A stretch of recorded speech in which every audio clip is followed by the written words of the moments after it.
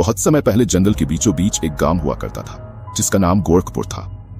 उस गांव में अंधेरे के बाद कोई भी घर से बाहर नहीं निकलता था, क्योंकि उस गांव के पास एक पुराना महल था जिसमें से डेली अजीबोगरीब आवाजें आती थी। उसी गांव में राजू अपनी मां के साथ रहता। एक दिन उसकी मां को घर के बाहर से कुछ आवाजें आ रही थी। वो बाहर देखने के लिए आती है। उसके आते ही पीछे से एक डरावना साया आता है और उस बूढ़ी औरत को मार डालता है। इसकी खबर सुबह गांव वालों को लगती है तो वो बहुत डर जाते हैं और सभी गांव वाले मिलकर इस समस्या का समाधान ढूंढने की कोशिश करते हैं। पास ही में एक गांव था जिसका नाम रामपुर था। उस गांव में एक विशालकाय मंदिर था जिसमें एक अघोरी बाबा रहता था। उसका नाम भैरवनाथ था। भैरवनाथ को जब ये खबर लगती है तो वो अपने शिष्यों के साथ उस गांव में आ जाता है और उस साय को वश में करने का उपाय निकालता है और सभी रात होने का इंतजार करते हैं। रात होने के बाद भैरवनाथ और उसके शिष्य महल के बाहर पहुंच जाते हैं। महल से बहुत डरावनी आवाजें आ रही थी।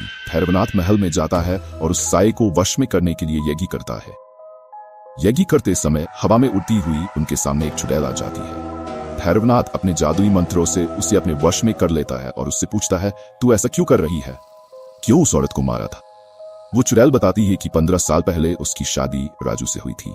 दहेज कम मिलने की वजह से माँ बेटे ने मुझको जिंदा जला दिया और मेरी मौत को एक हादसे का नाम देकर हमेशा के लिए एक राज बना दिया।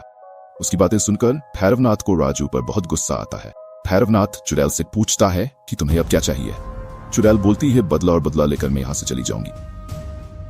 चुड़ैल की बात सुनकर भैरवनाथ चुड़ैल का साथ देते हुए राजू को उसके सामने खड़ा कर देता और खुद महल से बाहर आ जाता है। महल के अंदर से राजू के चीखने की आवाजें आती है। इसके बाद उस चुड़ैल की आत्मा को शांति मिल जाती है और वो आसमान की ओर चली जाती है। इस तरह चुड़ैल का बदला पूरा हुआ। उसके बाद गांव के सभी लोग निडरता और खुशी के साथ अपना जीवन व्यतीत करने लगे। ऐसे ही मजेदार कहानियों के लिए हमारे साथ बने रहे। शुक्रिया।